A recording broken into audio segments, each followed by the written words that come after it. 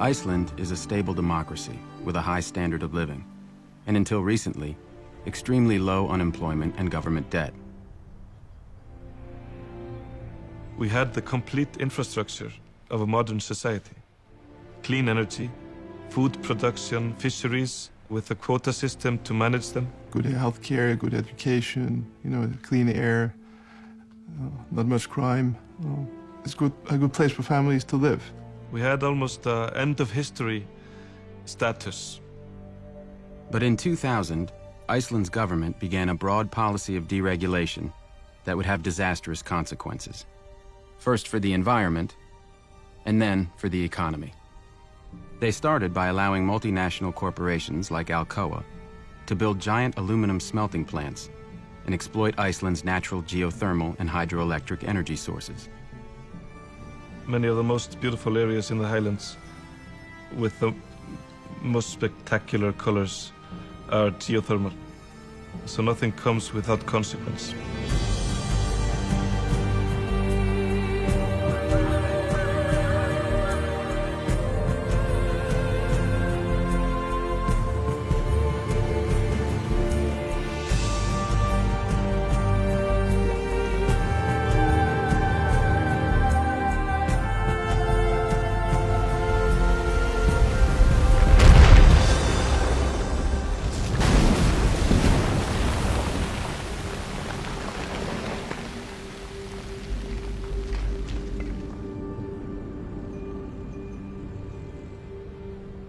At the same time, the government privatized Iceland's 3 largest banks.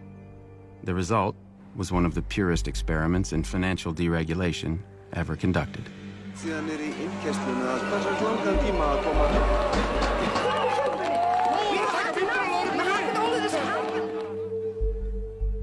Finance took over and more or less wrecked the place. In a 5-year period, these 3 tiny banks, which had never operated outside of Iceland, borrowed $120 billion, 10 times the size of Iceland's economy. The bankers showered money on themselves, each other, and their friends. There was a massive bubble. Stock prices went up by a factor of 9. House prices more than doubled. Iceland's bubble gave rise to people like Jan Asgeir Jóhannesson. He borrowed billions from the banks to buy up high-end retail businesses in London. He also bought a pinstriped private jet, a $40 million yacht, and a Manhattan penthouse. Newspapers always had the headline, "This millionaire bought this company," in the UK or in Finland or in France or wherever. Instead of saying, "This millionaire took $1 billion loan to buy this company and he took it from your local bank." The banks set up money market funds, and the banks advised deposit holders to withdraw money and put them in the money market funds. The Ponzi scheme needed everything it could. American accounting firms like KPMG audited the Icelandic banks and investment firms and found nothing wrong. And American credit rating agencies said Iceland was wonderful. In February 2007, the rating agency decided to upgrade the banks to the highest possible rate, AAA. It went so far as the government here traveling with the bankers as a PR show. When Iceland's banks collapsed at the end of 2008, unemployment tripled in 6 months. There is nobody unaffected in Iceland.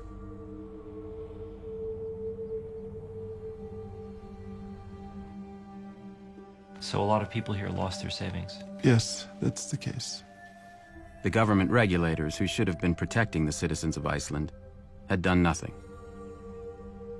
You have 2 lawyers from the regulator going down to a bank to talk about some issue. When they approached the bank, they would see 19 SUVs outside outside the bank. Right? So you enter the bank and you have the 19 lawyers sitting in front of you, right? Very, very well prepared, ready to kill any argument you make. And then if you do really well, they'll offer you a job, right?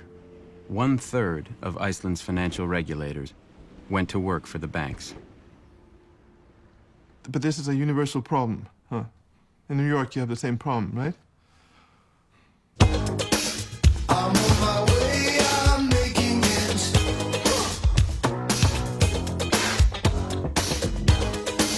I've got to make it show, yeah.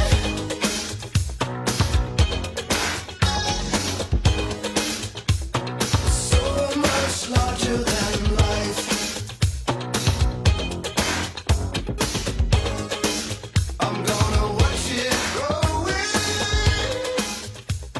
What do you think of Wall Street incomes these days? Excessive. I've been told it's extremely difficult for the IMF to criticize the United States. I won't say that.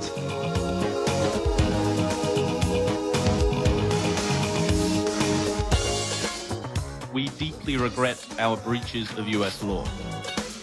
Is a small town. They're amazed at how much cocaine these Wall Streeters can use and get up and go to work the next day. I didn't know what credit default swaps are.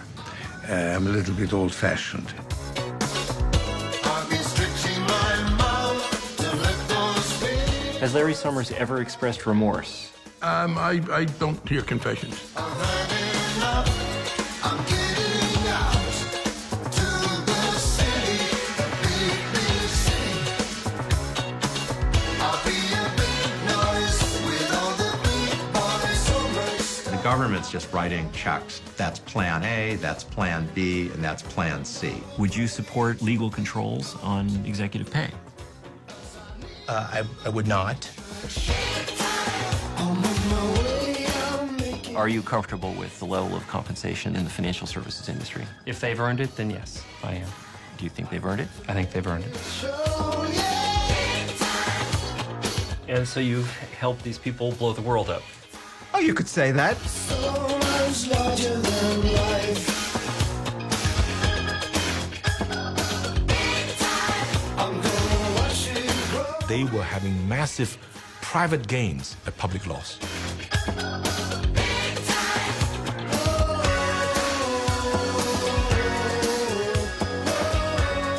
When you start thinking that you can create something out of nothing, it's very difficult to resist.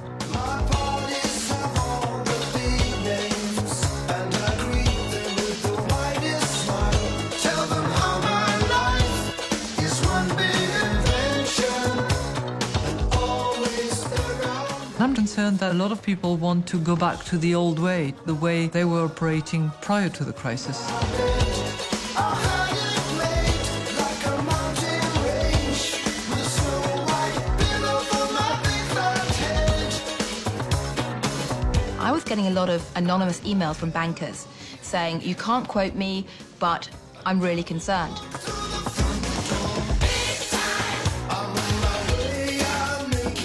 Why do you think there isn't a more systematic investigation being undertaken? Because then you'll find the culprits. Do you think that Columbia Business School has any significant conflict of interest problem? Don't see that we do.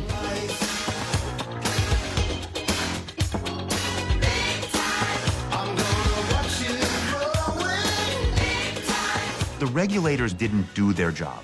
They had the power to do every case that I made when I was state attorney general. They just didn't want to.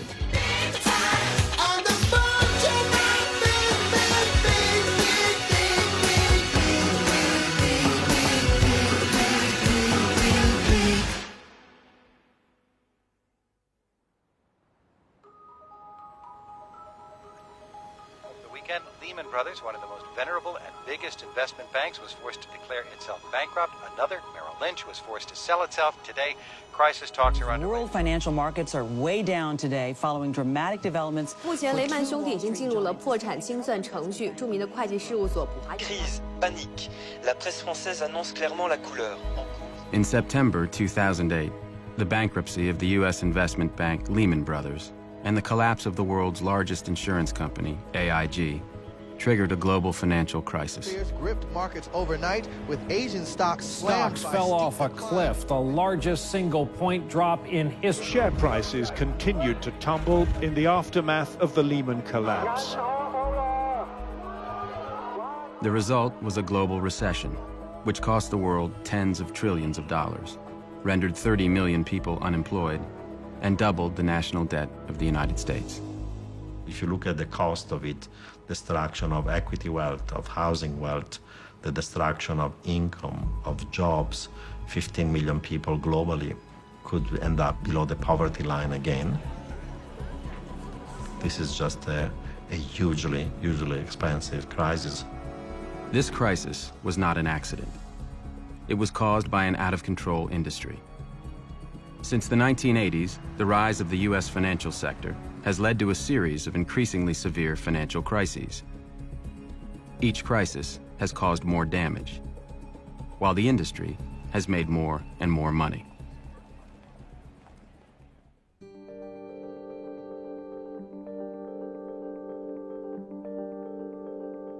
After the Great Depression, the United States had 40 years of economic growth without a single financial crisis. The financial industry was tightly regulated. Most regular banks were local businesses, and they were prohibited from speculating with depositors' savings. Investment banks, which handled stock and bond trading, were small private partnerships. In the traditional investment banking partnership model, the partners put the money up. And obviously, the partners watched that money very carefully. They wanted to live well, but they didn't want to bet the ranch on anything. Paul Volcker served in the Treasury Department and was chairman of the Federal Reserve from 1979 to 1987. Before going into government, he was a financial economist at Chase Manhattan Bank. When I left Chase to go in the Treasury in 1969, I think my income was in the neighborhood of $45,000. $45,000 a year. Morgan Stanley in 1972 had approximately 110 total personnel, one office, and capital of $12 million. Now, Morgan Stanley has 50,000 workers and has capital of several billion and has offices all over the world. In the 1980s, the financial industry exploded. The investment banks went public, giving them huge amounts of stockholder money. People on Wall Street started getting rich. I had a friend who was a bond trader at Merrill Lynch in the 1970s. He had a job as a train conductor at night because he had 3 kids and couldn't support them on what a bond trader made. By 1986, he was making millions of dollars and thought it was because he was smart. The highest order of business before the nation is to restore our economic prosperity. In 1981, President Ronald Reagan chose as Treasury Secretary the CEO of the investment bank Merrill Lynch, Donald Regan. Wall Street and the president do see eye to eye. I've talked to many leaders of Wall Street. They all say we're behind the president 100%.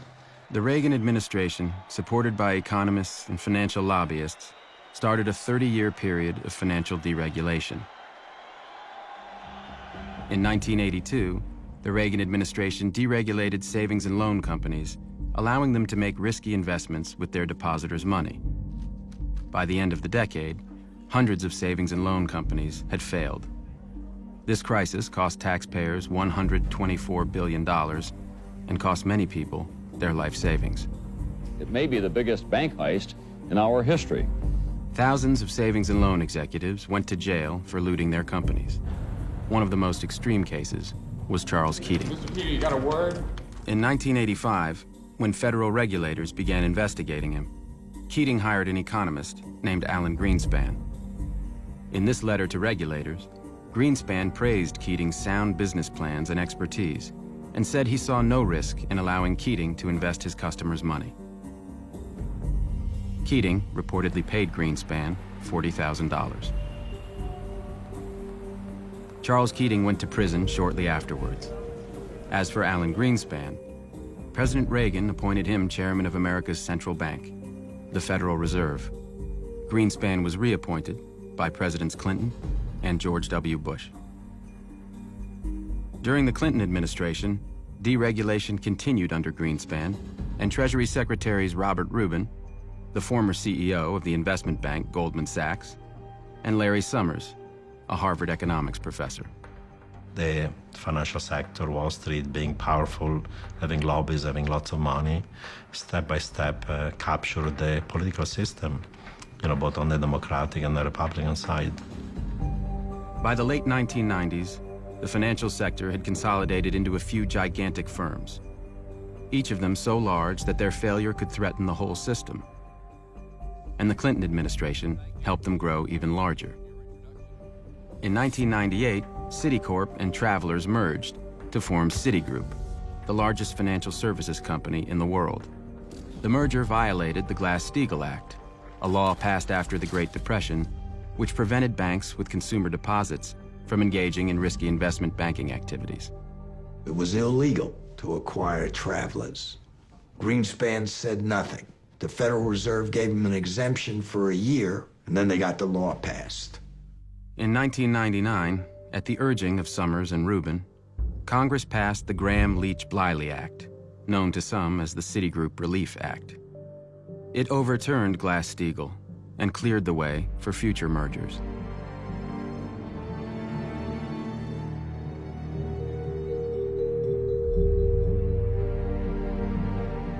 Why do you have big banks? Well, because banks like monopoly power, because banks like lobbying power, because banks know that when they're too big, they will be bailed. Markets are inherently unstable, or at least potentially unstable. And appropriate metaphor is the oil tankers. They're very big, and therefore you have to put in compartments to prevent the sloshing around of oil from capsizing the boat. The design of the boat has to take that into account. And after the Depression, the regulations actually introduced these very watertight compartments. And deregulation has led to the end of compartmentalization. The next crisis came at the end of the 90s.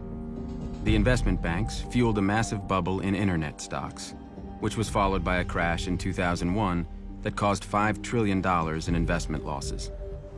The Securities and Exchange Commission, the federal agency which had been created during the Depression to regulate investment banking, had done nothing. In the absence of meaningful federal action, and there has been none, and given the clear failure of self-regulation, it has become necessary for others to step in and adopt the protections needed. Eliot Spitzer's investigation revealed that the investment banks had promoted internet companies they knew would fail. Stock analysts were being paid based on how much business they brought in, and what they said publicly was quite different from what they said privately. Infospace, given the highest possible rating, dismissed by an analyst as a piece of junk.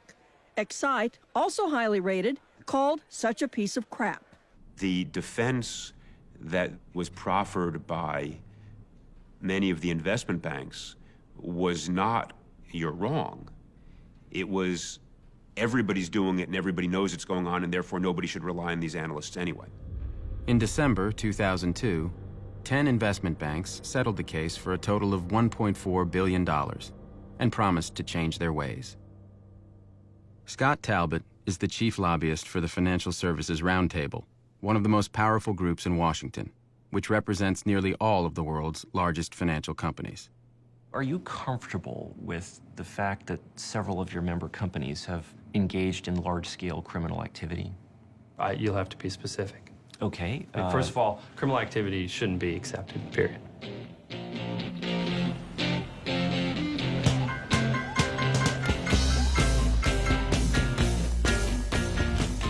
Since deregulation began, the world's biggest financial firms have been caught laundering money, defrauding customers, and cooking their books again and again and again.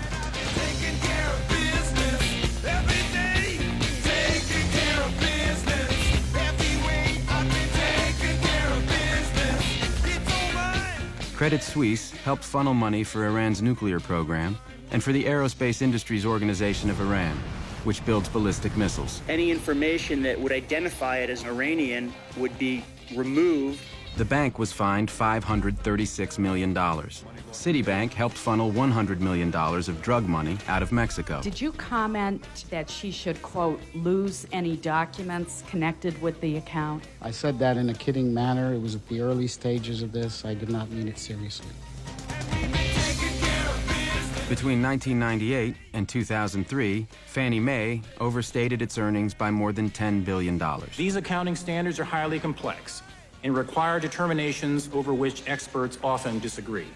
CEO Franklin Raines, who used to be President Clinton's budget director, received over $52 million in bonuses. When UBS was caught helping wealthy Americans evade taxes, they refused to cooperate with the U.S. government. Would you be willing to supply the names? If there's a treaty framework... No treaty framework. You've agreed you participated in a fraud.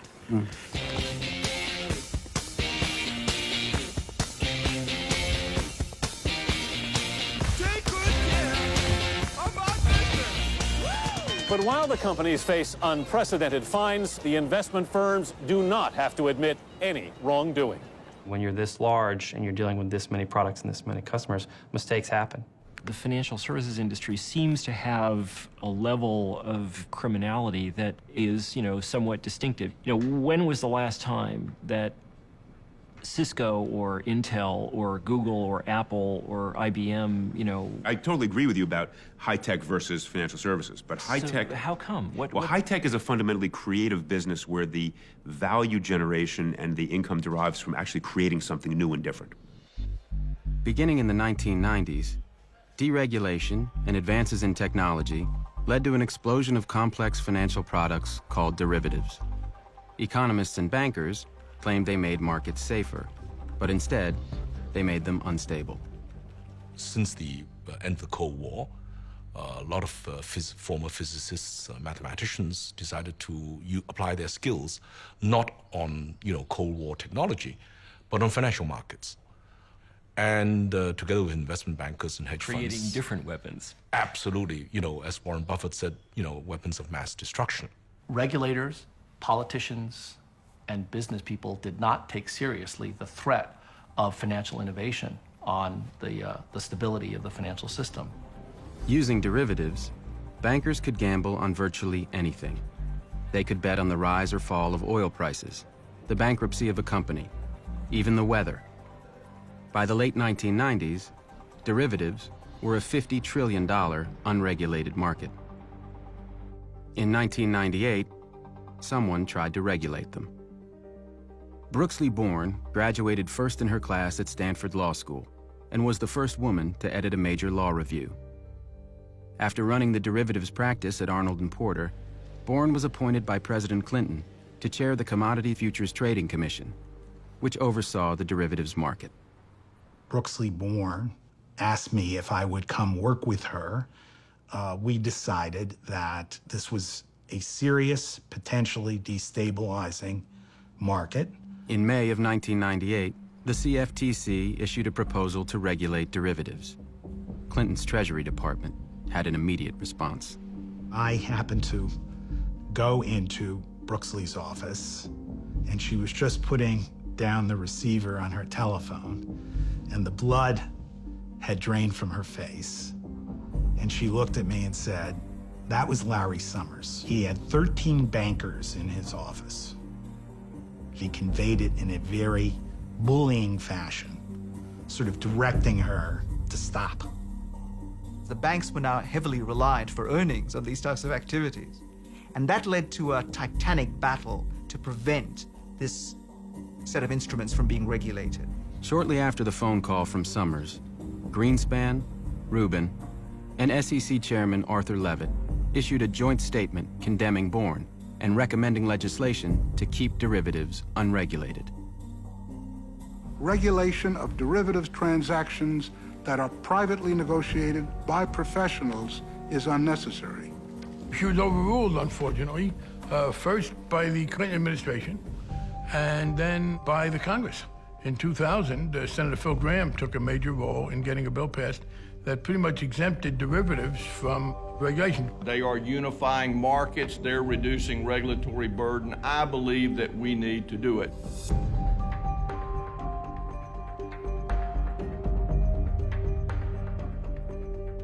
It is our very great hope that it will be possible to move this year on legislation that in a suitable way goes to create legal certainty for OTC derivatives.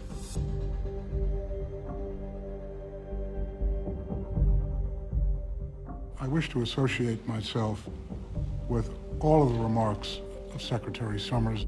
In December of 2000, Congress passed the Commodity Futures Modernization Act. Written with the help of financial industry lobbyists, it banned the regulation of derivatives. Once that was done, it was off to the races. And the use of derivatives and financial innovation exploded dramatically after 2000. So help me God. So help me God. By the time George W. Bush took office in 2001, the U.S. financial sector was vastly more profitable, concentrated, and powerful than ever before. Dominating this industry were 5 investment banks, 2 financial conglomerates, 3 securities insurance companies, and 3 rating agencies. And linking them all together was the securitization food chain, a new system which connected trillions of dollars in mortgages and other loans with investors all over the world. 30 years ago, if you went to get a loan for a home, the person lending you the money expected you to pay him or her back. You got a loan from a lender who wanted you to pay him back. We've since developed securitization, whereby the people who make the loan are no longer at risk if there's a failure to repay. In the old system, when a homeowner paid their mortgage every month, the money went to their local lender. And since mortgages took decades to repay, lenders were careful. In the new system, lenders sold the mortgages to investment banks. The investment banks combined thousands of mortgages and other loans, including car loans, student loans, and credit card debt, to create complex derivatives called collateralized debt obligations, or CDOs. The investment banks then sold the CDOs to investors. Now, when homeowners paid their mortgages, the money went to investors all over the world. The investment banks paid rating agencies to evaluate the CDOs, and many of them were given a AAA rating, which is the highest possible investment grade. This made CDOs popular with retirement funds, which could only purchase highly rated securities. This system was a ticking time bomb. Lenders didn't care anymore about whether a borrower could repay, so they started making riskier loans. The investment banks didn't care either. The more CDOs they sold, the higher their profits. And the rating agencies, which were paid by the investment banks, had no liability if their ratings of CDOs proved wrong. You weren't going to be on the hook, and there weren't regulatory constraints. So it was a green light to just pump out more and more and more loans. Between 2000 and 2003, the number of mortgage loans made each year nearly quadrupled. Everybody in this securitization food chain from the very beginning until the end, they didn't care about the quality of the mortgage. They were caring about maximizing the volume and getting a fee out of it. In the early 2000s, there was a huge increase in the riskiest loans, called subprime. But when thousands of subprime loans were combined to create CDOs, many of them still received AAA ratings. Now, it would have been possible to create derivative products that don't have these risks, that carry the equivalent of deductibles, where there are limits on the risks that can be taken on and so forth. They didn't do that, did they? They didn't do that, and in retrospect, they should have done. So did these guys know that they were doing something dangerous? I think they did.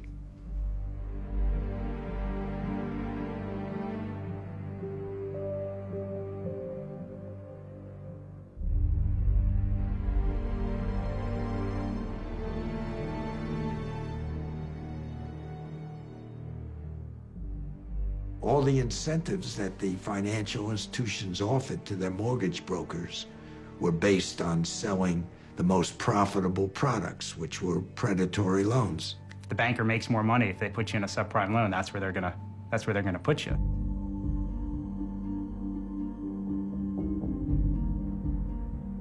Suddenly, hundreds of billions of dollars a year were flowing through the securitization chain. Since anyone could get a mortgage, home purchases and housing prices skyrocketed. The result was the biggest financial bubble in history. Real estate is real. They can see their asset. They can live in their asset. They can rent out their asset. You had a huge boom in housing that made no sense at all. The financing appetites of the financial sector drove what everybody else did. Last time we had a housing bubble was in the late 80s. In that case, the increase in home prices had been relatively minor. That housing bubble led to a relatively severe recession. From 1996 until 2006, real home prices effectively doubled.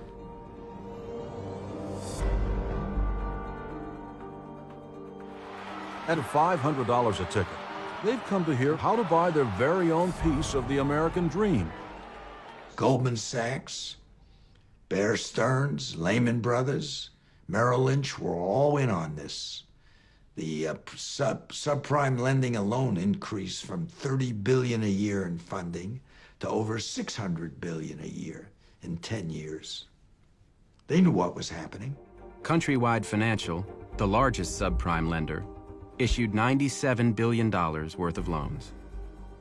It made over $11 billion in profits as a result. On Wall Street, annual cash bonuses spiked. Traders and CEOs became enormously wealthy during the bubble. Lehman Brothers was a top underwriter of subprime lending, and their CEO, Richard Fuld, took home $485 million. On Wall Street, this housing and credit bubble was leading to hundreds of billions of dollars of profits. By 2006, about 40% of all profits of S&P 500 firms was coming from financial institutions. It wasn't real profits, it wasn't real income, it was just money that was being created by the system and booked as income 2-3 years down the road. There's a default, it's all wiped out. I think it was, in fact, in retrospect, a great big national, and not just national, global Ponzi scheme. Through the Home Ownership and Equity Protection Act, the Federal Reserve Board had broad authority to regulate the mortgage industry, but Fed Chairman Alan Greenspan refused to use it. Alan Greenspan said, no, that's regulation. Ideologically, I don't believe in it. For 20 years, Robert Gnizda was the head of Greenlining, a powerful consumer advocacy group.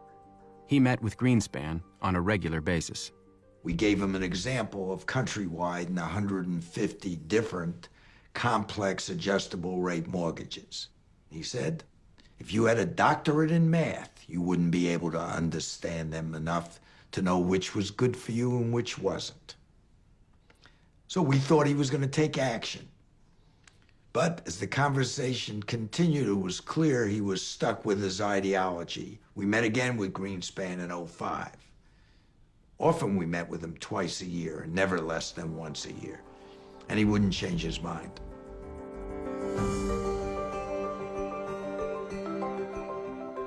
In this amazing world of instant global communications, the free and efficient movement of capital is helping to create the greatest prosperity in human history.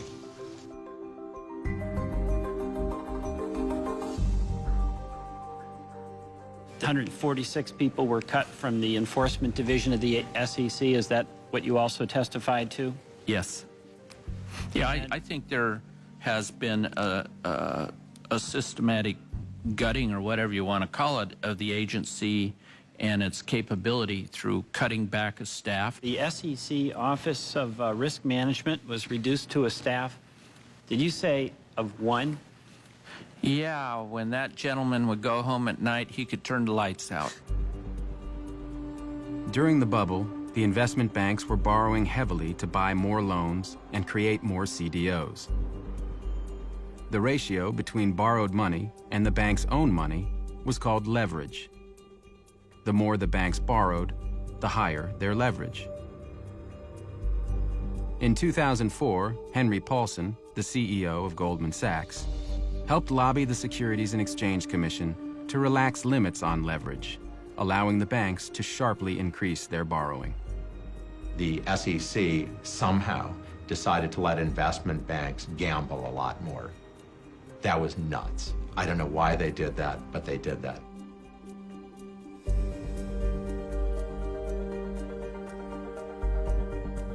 We've said these are the big guys, and clearly that's true.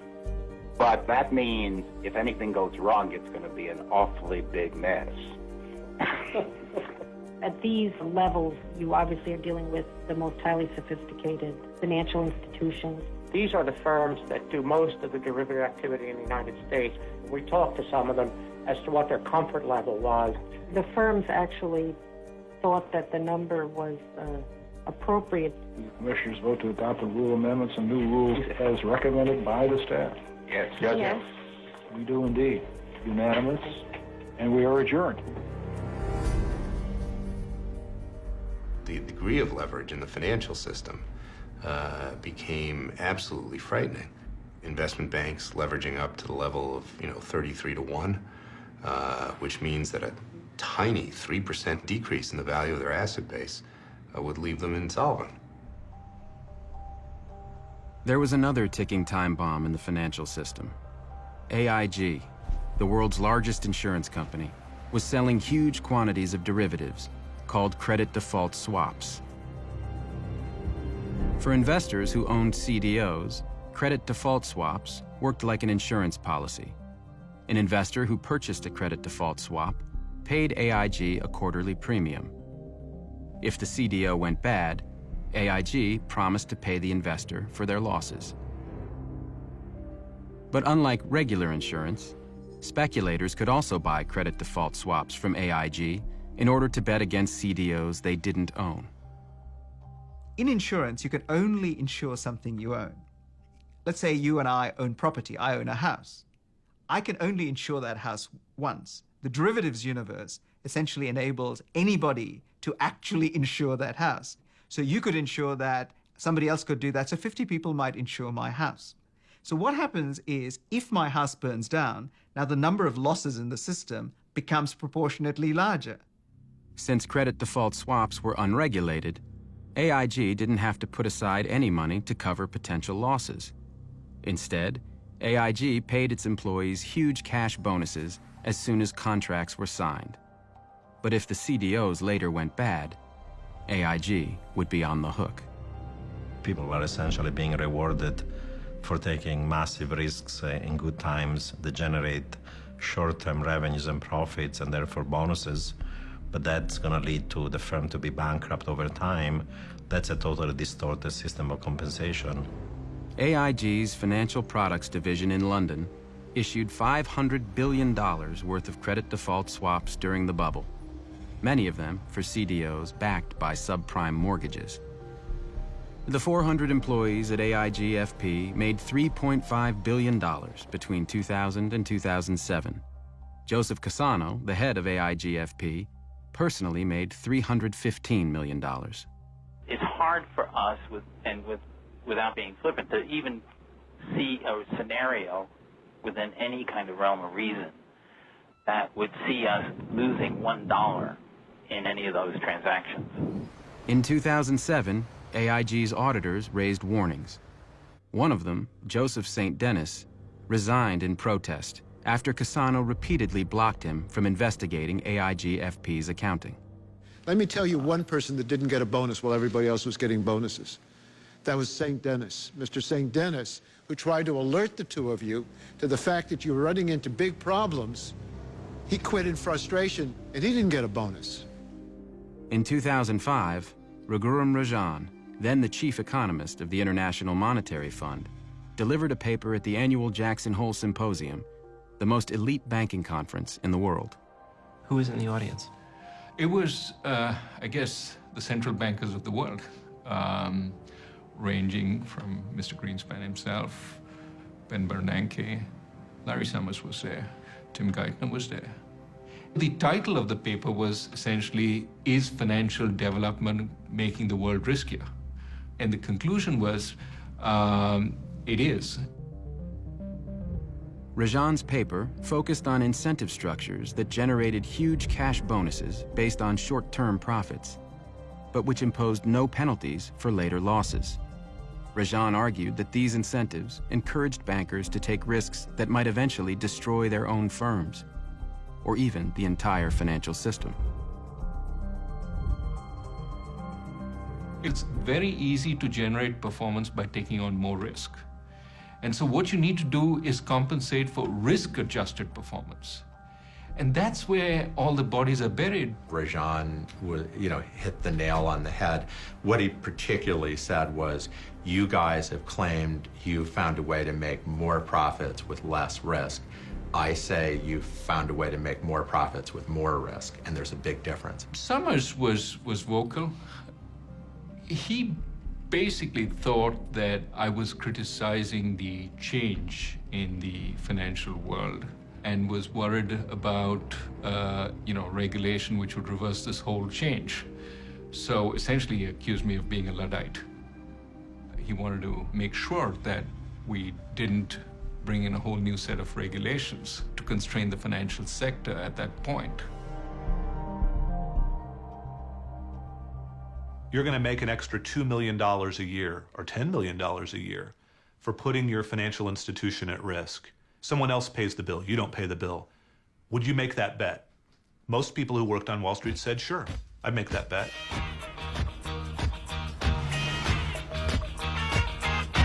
Many years since I was here.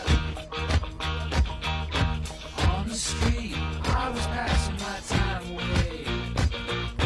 To the left was to the right, buildings towering to the sky. It's out of sight in the dead of night.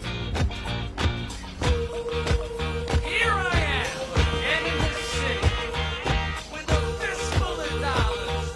And baby, you better believe I'm back in the New York groove. I'm back in the New York groove. It never was enough. They don't want to own one home. They want to own 5 homes. And they want to have an expensive penthouse on Park Avenue. And they want to have their own private jet. You think this is an industry where very high compensation levels are justified?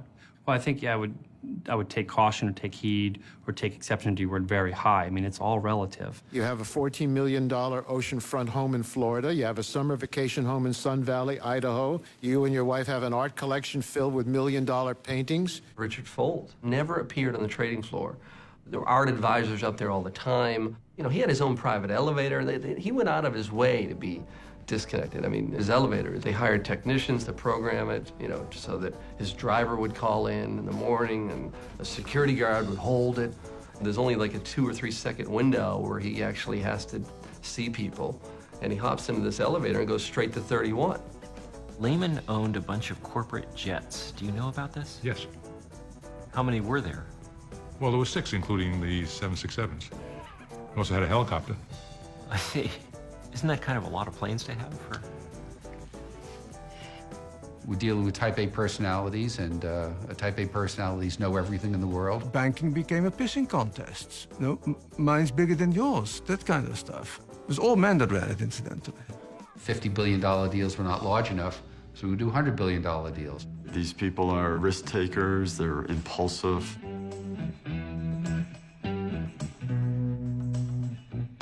It's part of their behavior, it's part of their personality, and that manifests outside of work as well. It's quite typical for the guys to go out, to go to strip bars, to use drugs. I see a lot of cocaine use, a lot of use of prostitution.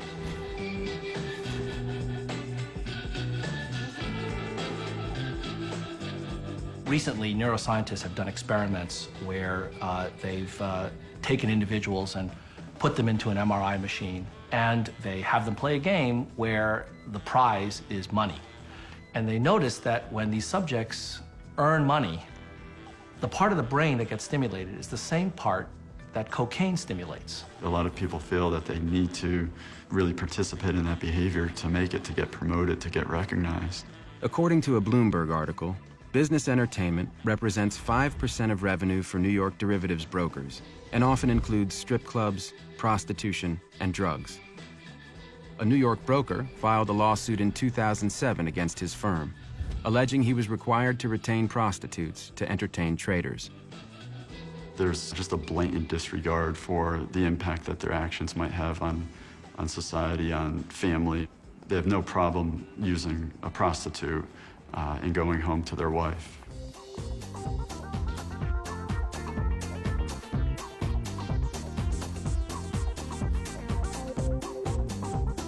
How many customers?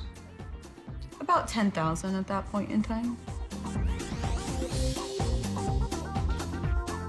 What fraction were from Wall Street? Of the higher end clients, probably 40 to 50%. And were all the major Wall Street firms represented? Goldman Sachs? Lehman Brothers, yeah, they're all in there. Morgan Stanley was a little less of that. I think Goldman was pretty big with that. A lot of clients would call me and say, can you get me a Lamborghini for the night for the girl? These guys were spending corporate money. I had many black cards from, the various financial firms.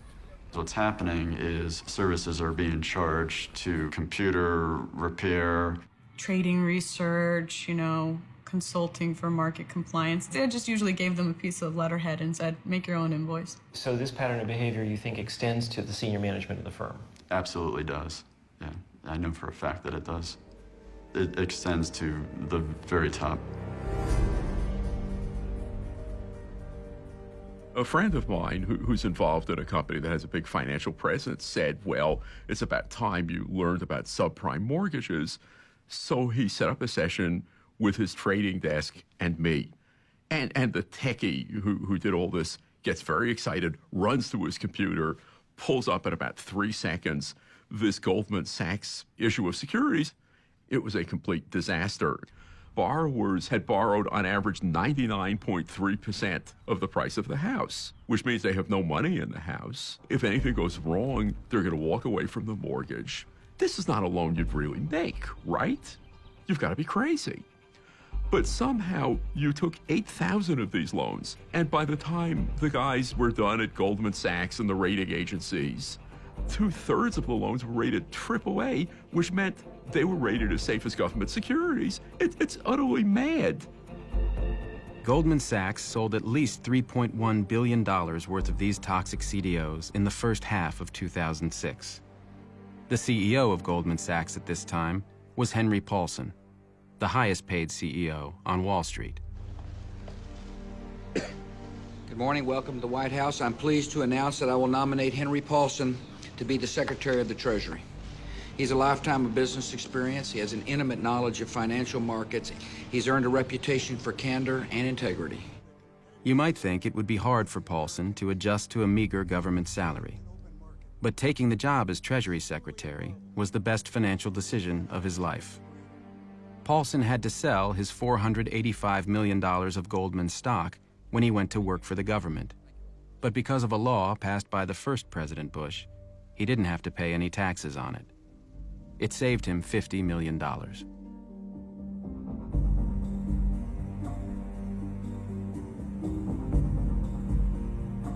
The article came out in October of 2007.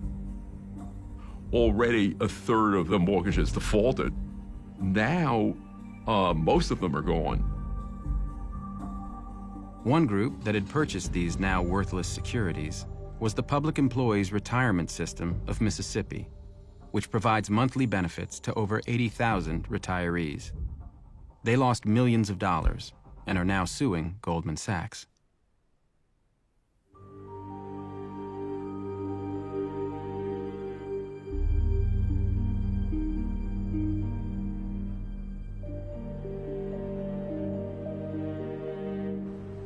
By late 2006, Goldman had taken things a step further. It didn't just sell toxic CDOs. It started actively betting against them at the same time it was telling customers that they were high-quality investments. By purchasing credit default swaps from AIG, Goldman could bet against CDOs it didn't own and get paid when the CDOs failed. I asked if anybody called the customers and said, you know, we don't really like this kind of mortgage anymore, and we thought you ought to know. And, you know, they didn't really say anything, but, you know, you just feel the laughter coming over the phone. Goldman Sachs bought at least $22 billion of credit default swaps from AIG. It was so much that Goldman realized that AIG itself might go bankrupt. So they spent $150 million insuring themselves against AIG's potential collapse. Then in 2007, Goldman went even further. They started selling CDOs specifically designed so that the more money their customers lost, the more money Goldman Sachs made.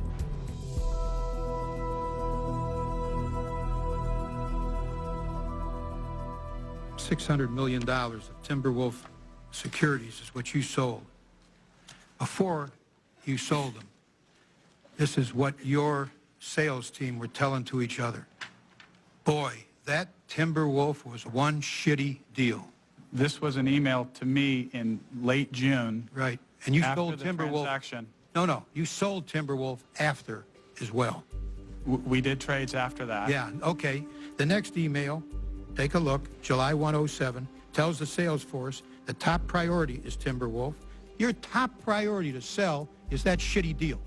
If you have an adverse interest to your client, you have the duty to disclose that to your client, to tell that client of your adverse interest. That's my question.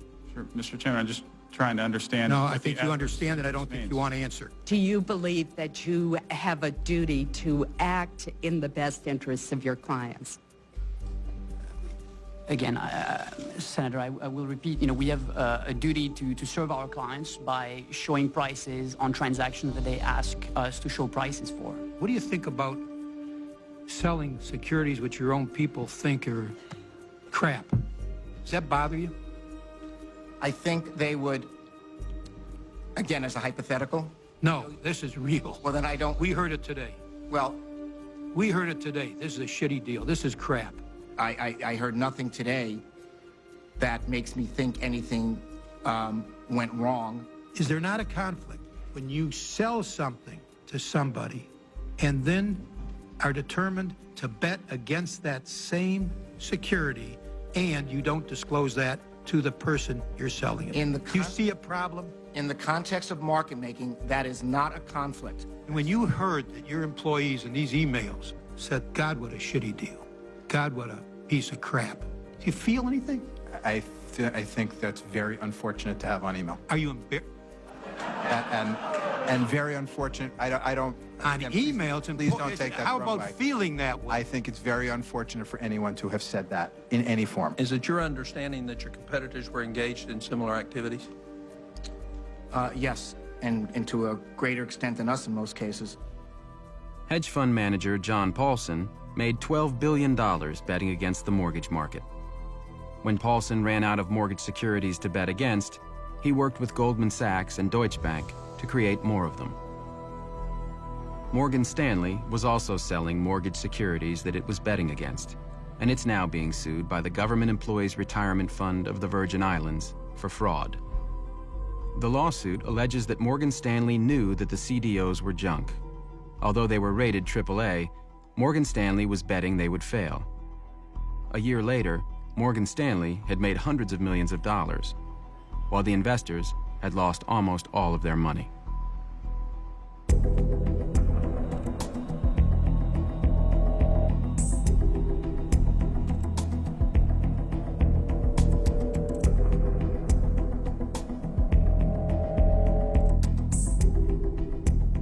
You would have thought that pension funds would have said, those are subprime. Why am I buying them? And they had these guys at Moody's and Standard & Poor's who said that's a AAA. None of these securities got issued without the imprimatur, you know, the good housekeeping seal of approval of the rating agencies. The three rating agencies, Moody's, S&P, and Fitch, made billions of dollars giving high ratings to risky securities. Moody's, the largest rating agency, quadrupled its profits between 2000 and 2007. Moody's and S&P get compensated based on putting out ratings reports, and the more structured securities they gave a AAA rating to, the higher their earnings were going to be for the quarter. Imagine if you went to the New York Times and you say, look, if you write a positive story, I'll pay you $500,000. But if you don't, I'll give you nothing. The rating agencies could have stopped the party and said, we're sorry, we're going to tighten our standards. And immediately cut off a lot of the flow of funding to risky borrowers. AAA rated instruments mushroomed from just a handful to thousands and thousands. Hundreds of billions of dollars were being rated, and per year. Per year, oh yeah. I've now testified before both houses of Congress on the credit rating agency issue, and both times they trot out very prominent First Amendment lawyers and argue that when we say something is rated AAA, that is merely our opinion. You shouldn't rely on it. S&P's ratings express our opinion. Our ratings are our opinions. They're opinions. Opinions, and they are just opinions. I think we are emphasizing the fact that our ratings are our opinions.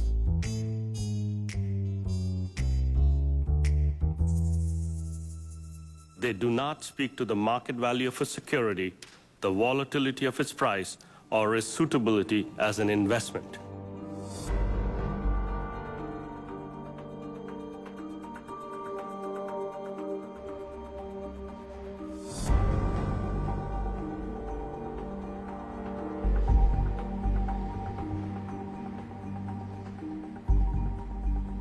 We have so many economists coming on our air and saying, oh, this is a bubble and it's going to burst and this is going to be a real issue for the economy. Some say it could even cause a recession at some point. What is the worst case scenario if, in fact, we were to see prices come down substantially across the country?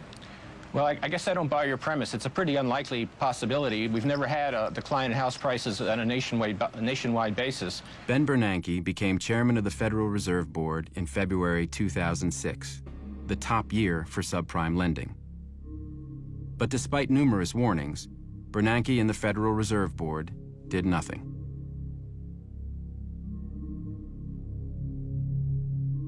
Robert Gneizda met with Ben Bernanke and the Federal Reserve Board 3 times after Bernanke became chairman. Only at the last meeting did he suggest that there was a problem and that the government ought to look into it. When was that? What year? It's 2009, March 11th in D.C. This year? This year we met, yes. And so for the 2 previous years you met him, even in 2008? Yes. One of the 6 Federal Reserve Board governors serving under Bernanke was Frederick Mishkin, who was appointed by President Bush in 2006. Did you participate in these semi-annual meetings that Robert Gneizda and Greenlining had with the Federal Reserve Board? Yes, I did. I was actually on the committee that was involved with the Consumer and Community Affairs Committee. He warned in an extremely explicit manner about what was going on, and he came to the Federal Reserve Board with loan documentation of the kind of loans that were frequently being made, and he was listened to politely and nothing was done. Right. So I don't know the details in terms of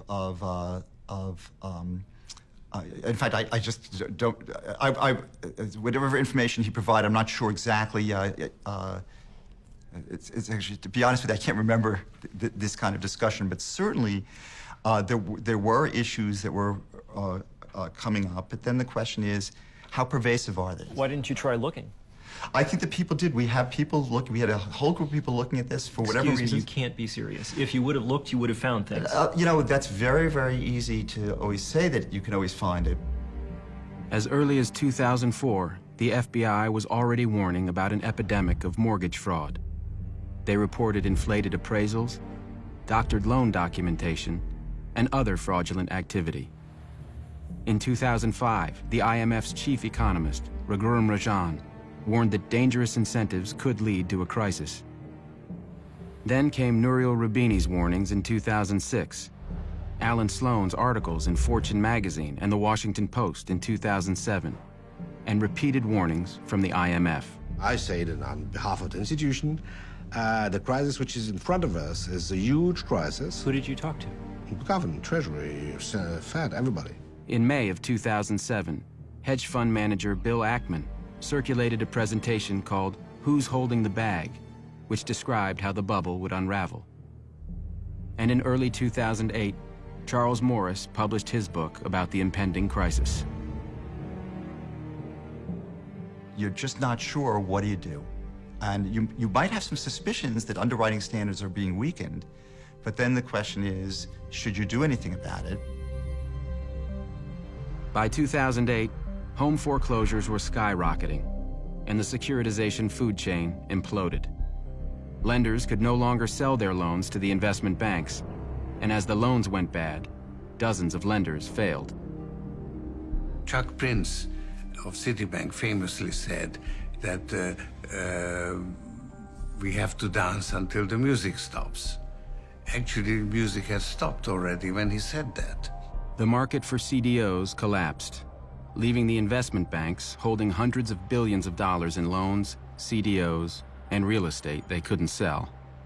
When the crisis started, both the Bush administration and the Federal Reserve were totally behind the curve. They did not understand the extent of it. At what point do you remember thinking for the first time, this is dangerous, this is bad? I remember very well I think it was a G7 meeting of February 2008, and I remember discussing the issue with Hank Paulson, and I clearly remember telling Hank, we are watching this tsunami coming, and you just proposing that we ask which swimming costume we're going to put on. What was his response? What was his feeling? Things are pretty much under control. Yes, we are looking at this situation carefully, and yeah, it's under control.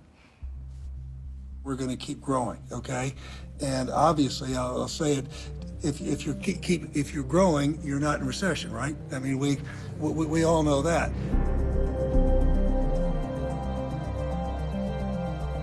In a matter of days, one of the pillars of Wall Street... In March of 2008, the investment bank Bear Stearns ran out of cash and was acquired for $2 a share by JP Morgan Chase. The deal was backed by $30 billion in emergency guarantees from the Federal Reserve.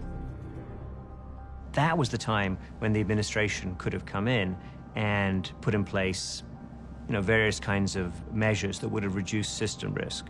The information I'm receiving from some entities is the end is not here, that there are other shoes to fall.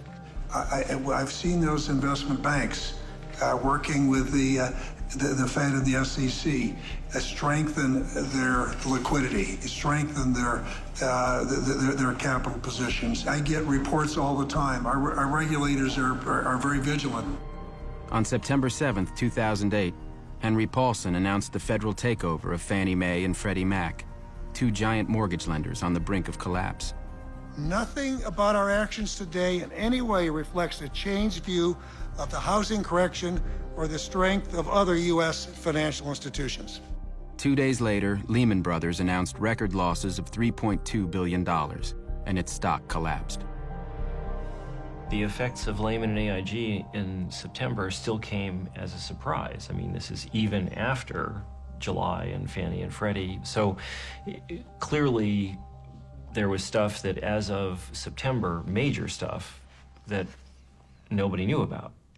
I think that's fair. Bear Stearns was rated AAA like a month before it went bankrupt? More likely A2. A2? Yeah. Okay. A2 is still not bankrupt. No. It's a high investment grade, solid investment grade rating. Lehman Brothers, A2 within days of failing. AIG, AA within days of being bailed out. Fannie Mae and Freddie Mac were AAA when they were rescued. Citigroup, Merrill, all of them had investment grade ratings. How can that be? Well, that's a good question. That's a great question. At no point did the administration ever go to all the major institutions and say, this is serious, tell us what your positions are, no bullshit, where are you? Mm-hmm.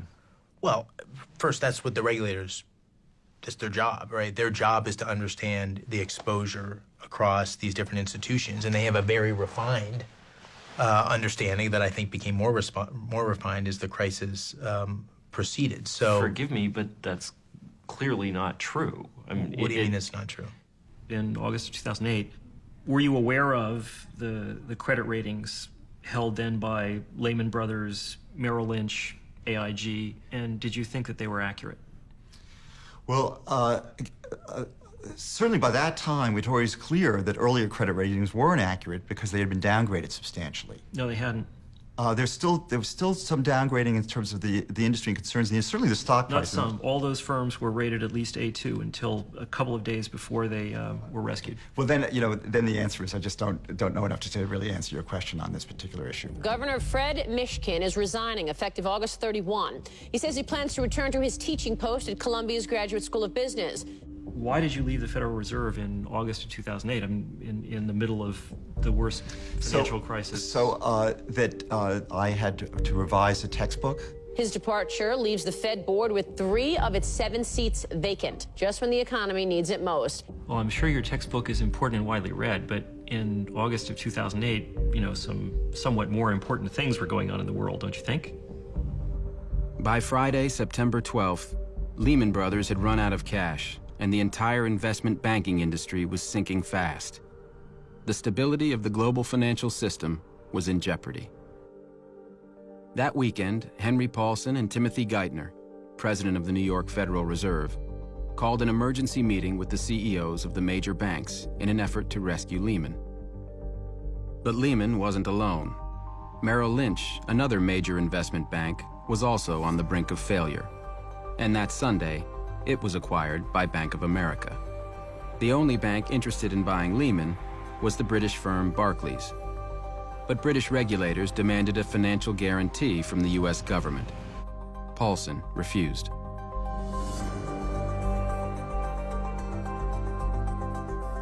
We all jumped into a yellow cab and went down to the Federal Reserve Bank.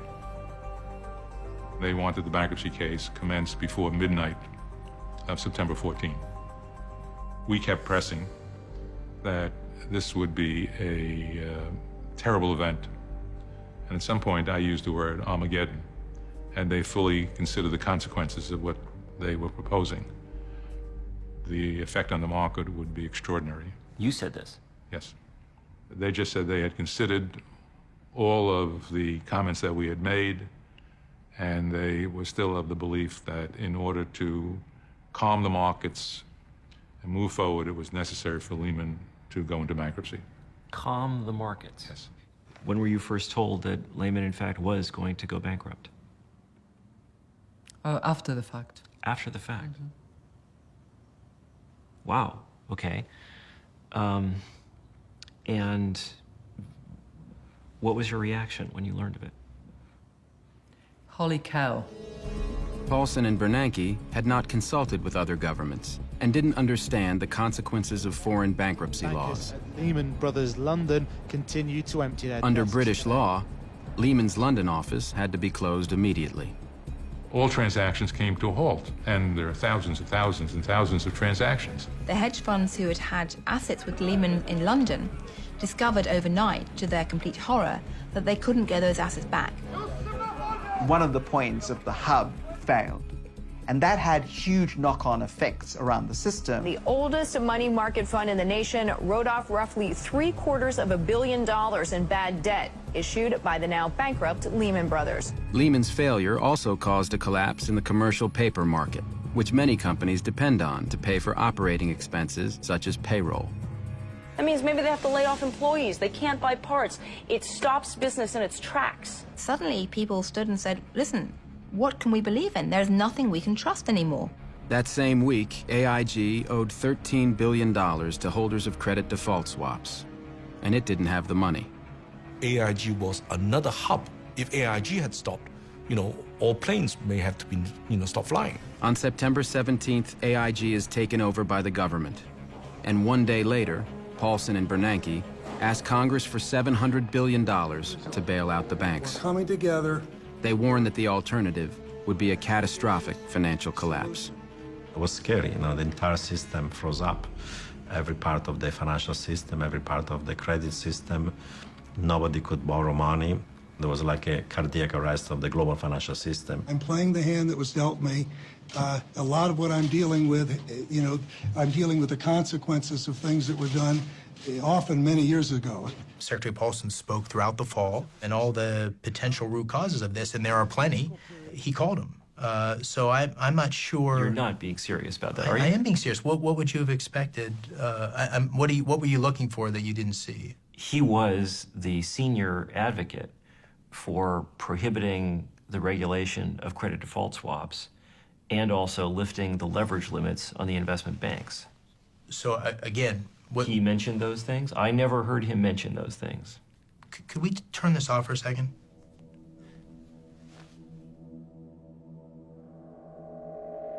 When AIG was bailed out, the owners of its credit default swaps, the most prominent of which was Goldman Sachs, were paid $61 billion the next day.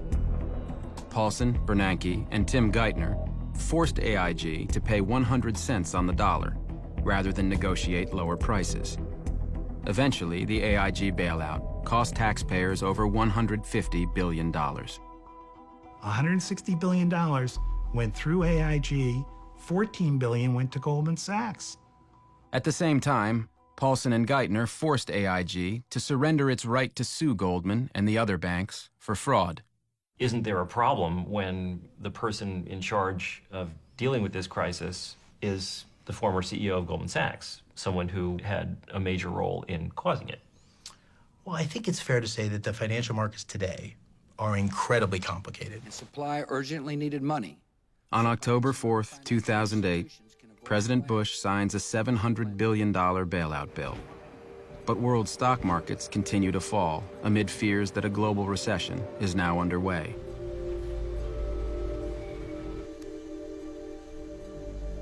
The bailout legislation does nothing to stem the tide of layoffs and foreclosures. Unemployment in the United States and Europe quickly rises to 10%. The recession accelerates and spreads globally. I began to get really scared because I hadn't foreseen the whole world going down at the same rate at the same time. By December of 2008, General Motors and Chrysler are facing bankruptcy. And as U.S. consumers cut back on spending, Chinese manufacturers see sales plummet. Over 10 million migrant workers in China lose their jobs. At the end of the day, the poorest, as always, pay the most.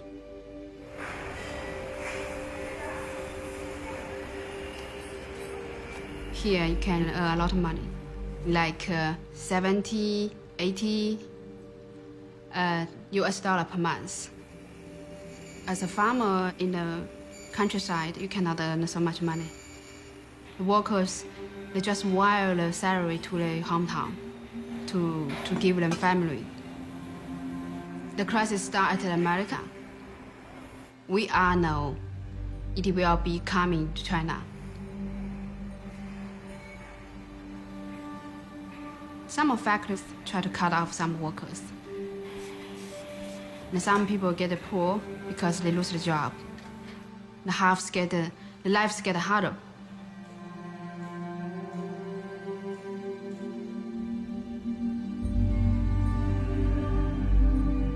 We were growing at about 20%. It was a super year.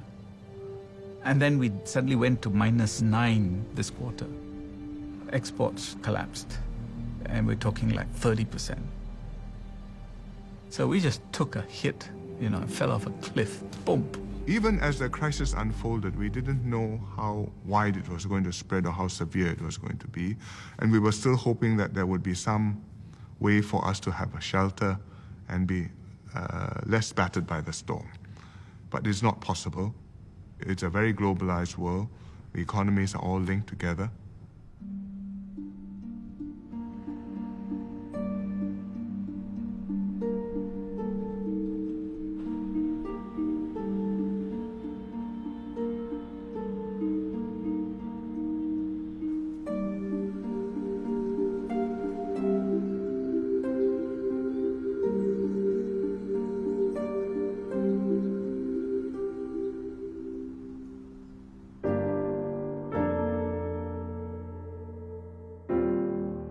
Every time a home goes into foreclosure, it affects everyone who lives around that house. Because when that property goes on the market, it's going to be sold at a lower price. Maybe before it goes on the market, it won't be well maintained. We estimate another 9 million homeowners will lose their homes.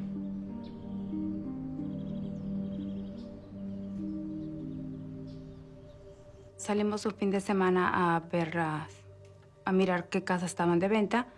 Miramos una, el pago iba a ser de $3,200.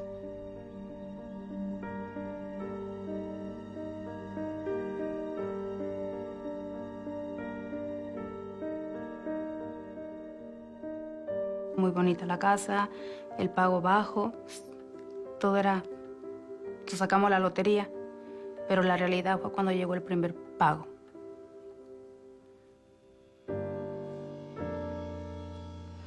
Y yo en lo personal me sentía muy mal con mi esposo,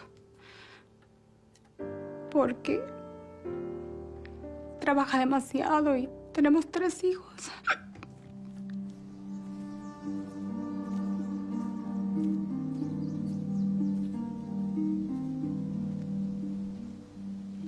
The vast majority I've seen lately, unfortunately, are people who've just been hurt by the economy. They were living, you know, day to day, paycheck to paycheck, and unfortunately that ran out. And unemployment isn't going to pay a house mortgage. It's not going to pay a car bill. I was a log truck driver, and they shut down all the logging systems up there, shut down the sawmills and everything. So I moved down here on a construction job, and the construction job got shut down too. So things are so tough. There's a lot of people out there, and pretty soon you're going to be seeing more camps like this around because there's just no jobs right now.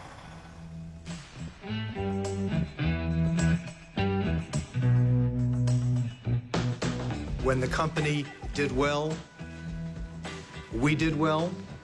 When the company did not do well, sir, we did not do well. The men who destroyed their own companies and plunged the world into crisis walked away from the wreckage with their fortunes intact. The top 5 executives at Lehman Brothers made over $1 billion between 2000 and 2007.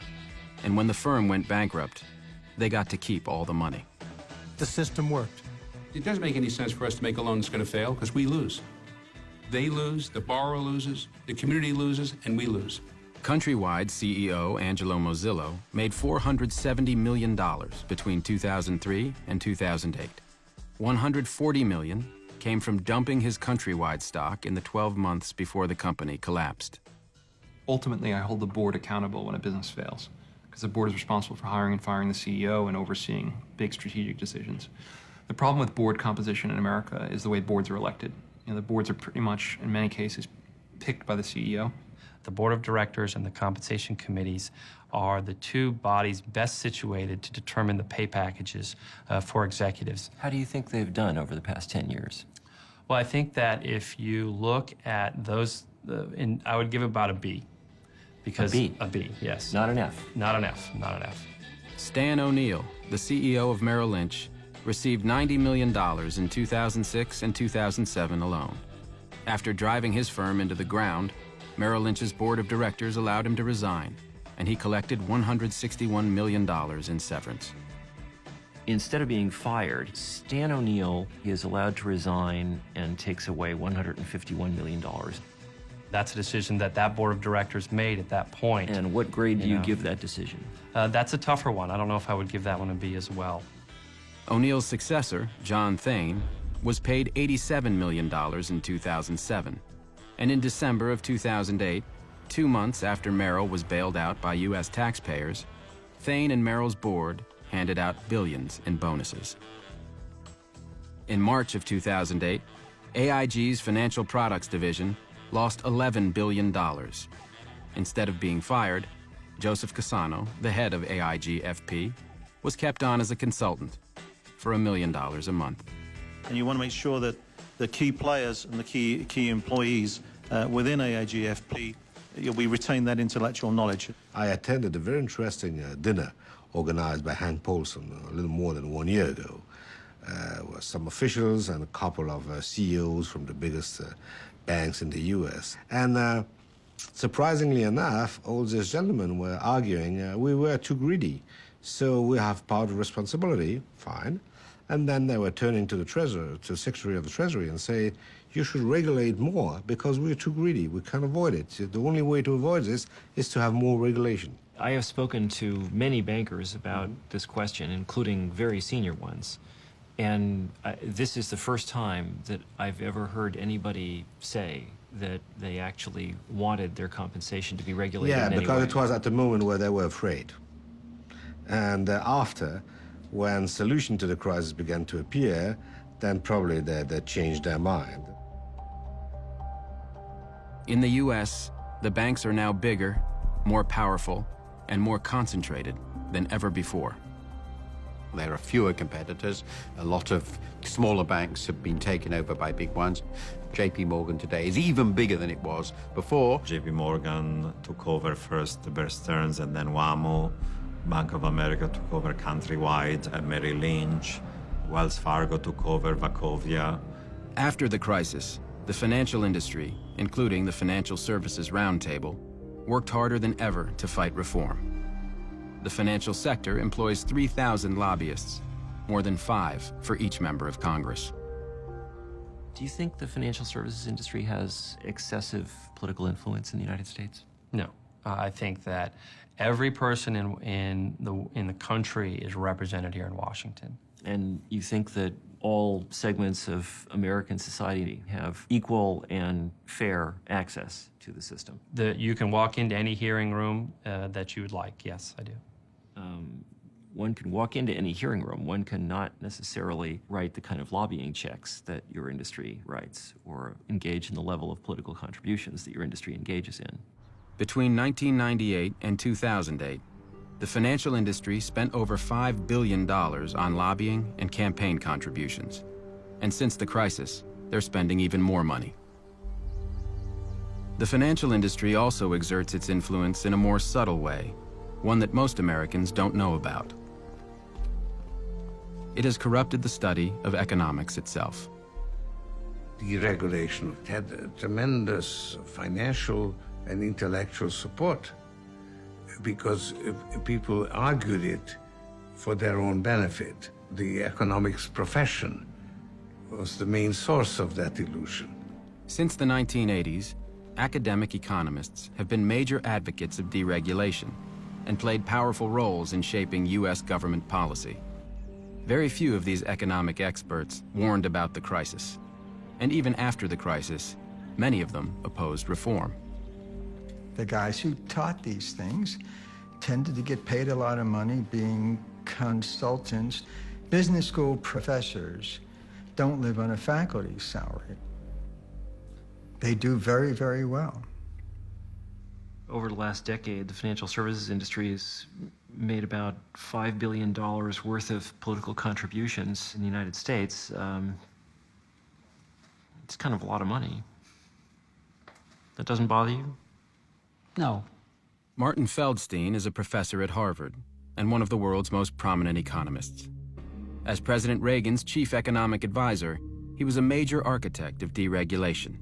And from 1988 until 2009, he was on the board of directors of both AIG and AIG Financial Products, which paid him millions of dollars.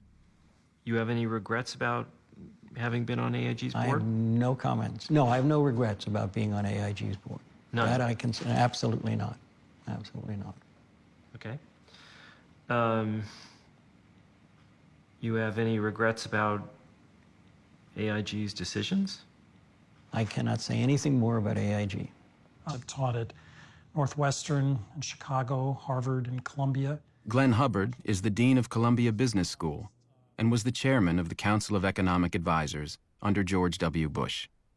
Do you think the financial services industry has too much political power in the United States? I don't think so, no. You certainly wouldn't get that impression by the drubbing that they regularly get in Washington. Many prominent academics quietly make fortunes while helping the financial industry shape public debate and government policy. The Analysis Group, Charles River Associates, Compass Lexicon, and the Law and Economics Consulting Group manage a multi-billion-dollar industry that provides academic experts for hire. Two bankers who used these services were Ralph Ciaffi and Matthew Tannen. Bear Stearns hedge fund managers prosecuted for securities fraud. After hiring the analysis group, both were acquitted. Glenn Hubbard was paid $100,000 to testify in their defense. Do you think that the economics discipline has a conflict of interest problem? I'm not sure I know what you mean. Do you think that a significant fraction of the economics discipline, number of economists, have financial conflicts of interest that in some way might call into question or color? Oh, I see what you're saying. I doubt it. Most academic economists, aren't wealthy business people. Hubbard makes $250,000 a year as a board member of MetLife and was formerly on the board of Capmark, a major commercial mortgage lender during the bubble, which went bankrupt in 2009. He has also advised Nomura Securities, KKR Financial Corporation, and many other financial firms. Laura Tyson, who declined to be interviewed for this film, is a professor at the University of California, Berkeley. She was the chair of the Council of Economic Advisors and then director of the National Economic Council in the Clinton administration. Shortly after leaving government, she joined the board of Morgan Stanley, which pays her $350,000 a year. Ruth Simmons, the president of Brown University, makes over $300,000 a year on the board of Goldman Sachs. Larry Summers, who as Treasury Secretary played a critical role in the deregulation of derivatives, became president of Harvard in 2001.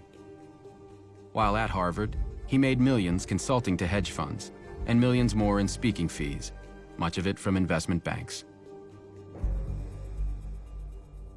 According to his federal disclosure report, Summers' net worth is between $16.5 million and $39.5 million.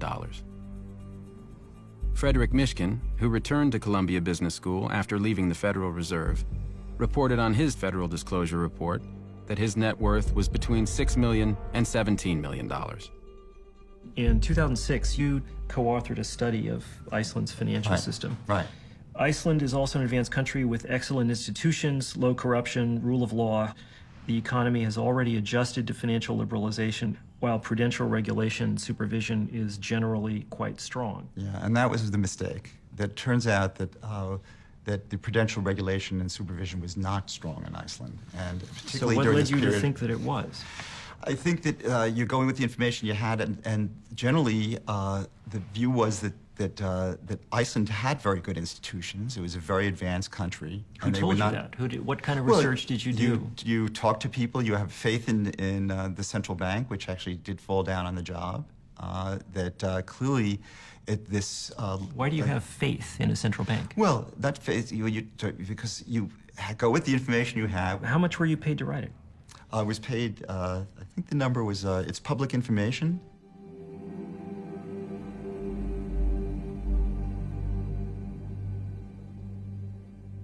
On your CV, the title of this report has been changed from Financial Stability in Iceland to Financial Instability in Iceland. Oh, well, I don't know. Whatever it is the thing. If it's a typo, there's a typo. I think what should be publicly available is whenever anybody does research on a topic that they disclose if they have any financial conflict with that research. But if I recall, there is no policy to that effect. I can't imagine anybody not doing that. In terms of putting it in a paper, there would be significant professional sanction for failure to do that. I didn't see any place in the study where you indicated that you had been paid by the Icelandic Chamber of Commerce to produce it. No, I don't, Okay. Richard Portis, the most famous economist in Britain and a professor at London Business School, was also commissioned by the Icelandic Chamber of Commerce in 2007 to write a report which praised the Icelandic financial sector. The banks themselves are highly liquid. They've actually made money on the fall of the Icelandic krona. These are strong banks. Their funding, their market funding is assured for the coming year. These are well-run banks. Richard, thank you so much. Like Mishkin, Portis's report didn't disclose his payment from the Icelandic Chamber of Commerce. Does Harvard require disclosures of financial conflict of interest in publications? Not to my knowledge. Do you require people to report the compensation they've received from outside activities? No. Don't you think that's a problem? I don't see why. Martin Feldstein being on the board of AIG, Laura Tyson going on the board of Morgan Stanley, Larry Summers making $10 million a year consulting to financial services firms. Irrelevant. Yeah, basically irrelevant. You've written a very large number of articles about a very wide array of subjects. You never saw fit to investigate the risks of unregulated credit default swaps? I never did.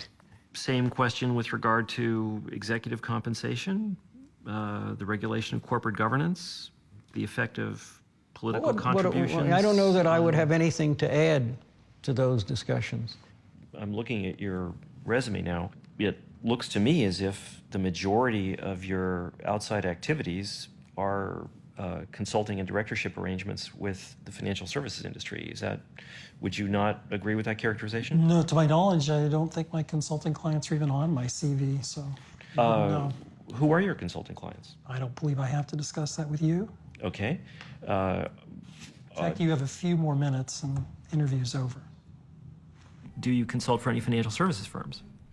The answer is I do. But I do not want to go into details about that. Do they include other financial services firms?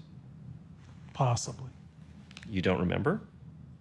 This isn't a deposition, sir. I was polite enough to give you time. Foolishly, I now see, but you have 3 more minutes. Give it your best shot. In 2004, at the height of the bubble, Glenn Hubbard co-authored a widely read paper with William C. Dudley, the chief economist of Goldman Sachs. In the paper, Hubbard praised credit derivatives and the securitization chain, stating that they had improved allocation of capital and were enhancing financial stability. He cited reduced volatility in the economy and stated that recessions had become less frequent and milder. Credit derivatives were protecting banks against losses and helping to distribute risk. A medical researcher writes an article saying, to treat this disease, you should prescribe this drug.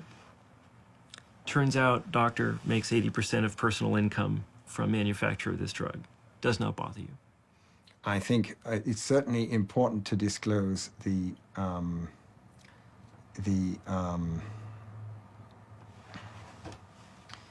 well, I think that's also a little different from cases that we're talking about here because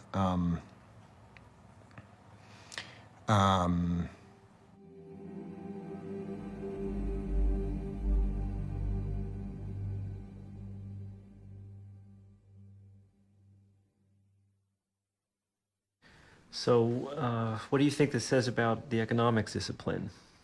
Well, I mean, it has no relevance to anything, really. And indeed, I think it's an important part of the problem.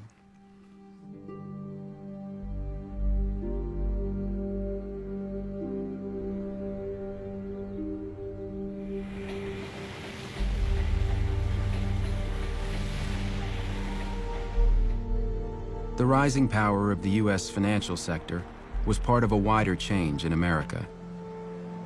Since the 1980s, the United States has become a more unequal society, and its economic dominance has declined. Companies like General Motors, Chrysler, and U.S. Steel, formerly the core of the U.S. economy, were poorly managed and falling behind their foreign competitors. And as countries like China opened their economies, American companies sent jobs overseas to save money. For many, many years, the 660 million people in the developed world were effectively sheltered from all of this additional labor that existed on the planet. Suddenly, the bamboo curtain and the iron curtain are lifted, and you have 2.5 billion additional people. American factory workers were laid off by the tens of thousands. Our manufacturing base was destroyed literally over the course of a few years. As manufacturing declined, other industries rose. The United States leads the world in information technology, where high-paying jobs are easy to find. But those jobs require an education. And for average Americans, college is increasingly out of reach. While top private universities like Harvard have billions of dollars in their endowments, funding for public universities is shrinking, and tuition is rising. tuition for California's public universities rose from $650 in the 1970s to over $10,000 in 2010. Increasingly, the most important determinant of whether Americans go to college is whether they can find the money to pay for it. Meanwhile, American tax policy shifted to favor the wealthy. When I first came to office, I thought taxes were too high, and they were. The most dramatic change was a series of tax cuts designed by Glenn Hubbard, who at the time was serving as President Bush's chief economic advisor. The Bush administration sharply reduced taxes on investment gains, stock dividends, and eliminated the estate tax. We had a comprehensive plan that, when acted, has left nearly $1.1 trillion in the hands of American workers, families, investors, and small business owners. Most of the benefits of these tax cuts went to the wealthiest 1% of Americans. And by the way, it was really the cornerstone in many ways of our economic recovery policy. Inequality of wealth in the United States is now higher than in any other developed country. American families responded to these changes in two ways: by working longer hours and by going into debt. As the middle class falls further and further behind, there is a political urge to respond by making it easier to get credit. You don't have to have a lousy home. The low-income home buyer can have just as nice a house as anybody else. American families borrowed to finance their homes, their cars, their health care, and their children's educations. People in the bottom 90% lost ground between 1980 and 2007. It all went to the top 1%.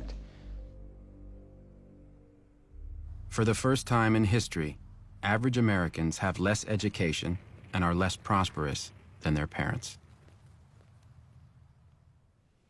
The era of greed and irresponsibility on Wall Street and in Washington has led us to a financial crisis as serious as any that we faced since the Great Depression.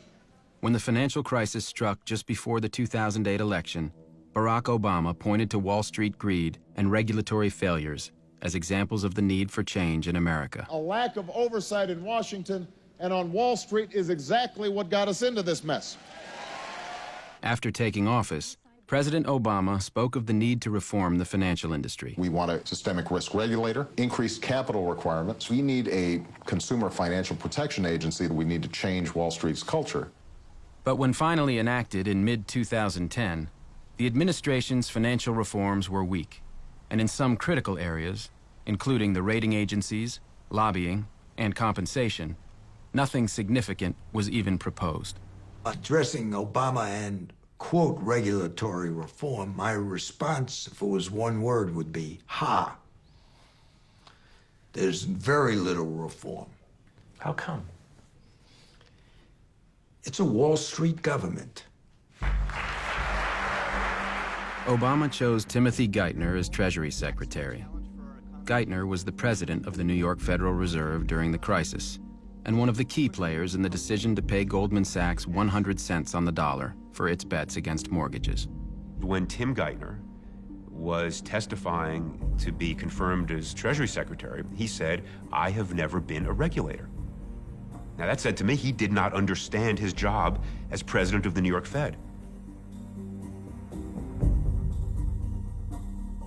The new president of the New York Fed is William C. Dudley, the former chief economist of Goldman Sachs, whose paper with Glenn Hubbard praised derivatives. Geithner's chief of staff is Mark Patterson, a former lobbyist for Goldman.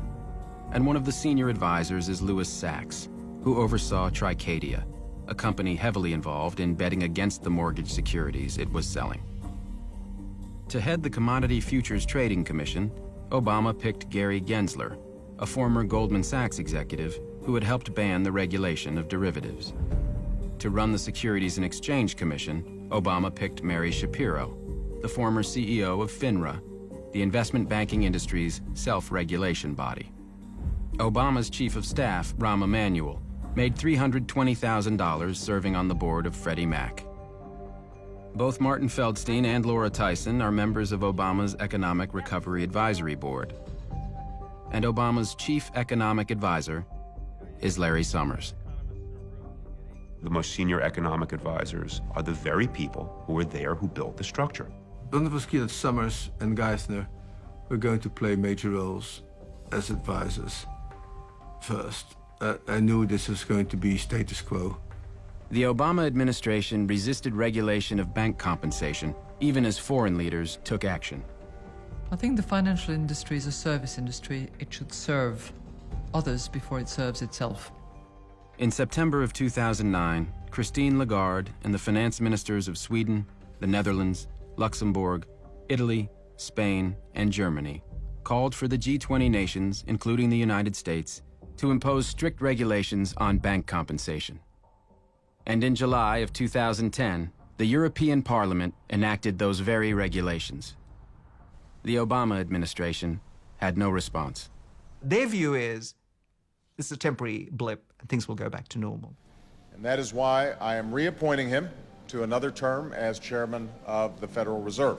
Thank you so much. In 2009, Barack Obama reappointed Ben Bernanke. Thank you, Mr. President. As of mid-2010, not a single senior financial executive had been criminally prosecuted or even arrested. No special prosecutor had been appointed. Not a single financial firm had been prosecuted criminally for securities fraud or accounting fraud.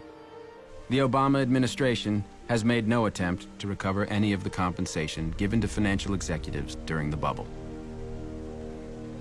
I certainly would think of criminal action against some of Countrywide's top leaders like Mazzillo. I'd certainly look at Bear Stearns, Goldman Sachs, and Lehman Brothers, and Merrill Lynch. For criminal prosecutions? Yes.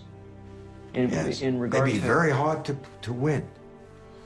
But I think they could do it if they got enough underlings to tell the truth. In an industry in which drug use, prostitution, and fraudulent billing of prostitutes as a business expense occur on an industrial scale, it wouldn't be hard to make people talk if you really wanted to. They gave me a plea bargain and I took it. They were not interested in any of my records. They weren't interested in anything.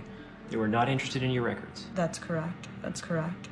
There's a sensibility that you don't use people's personal vices in the context of Wall Street cases necessarily to get them to flip. I think maybe it's after the cataclysms that we've been through, maybe people will reevaluate that. I'm not the one to pass judgment on that right now.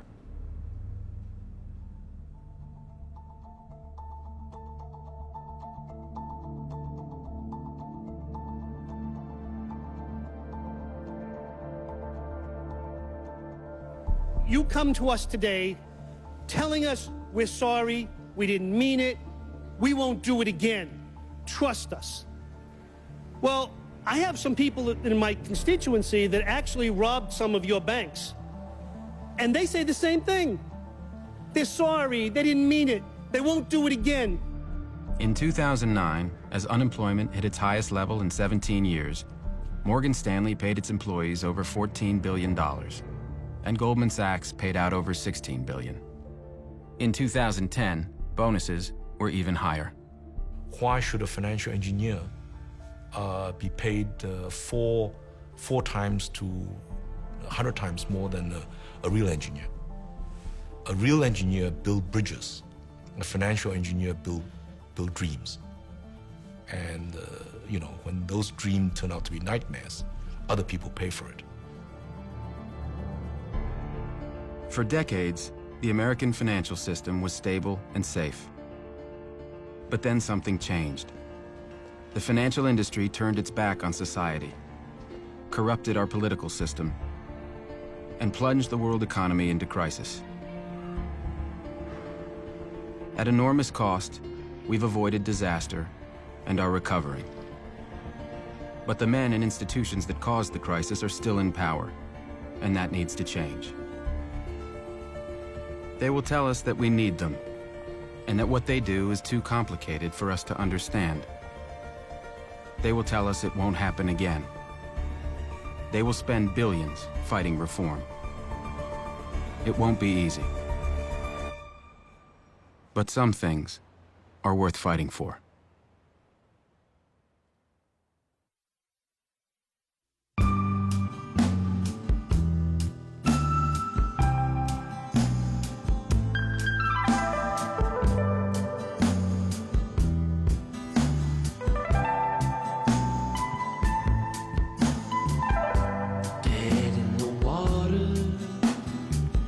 Not a paid vacation.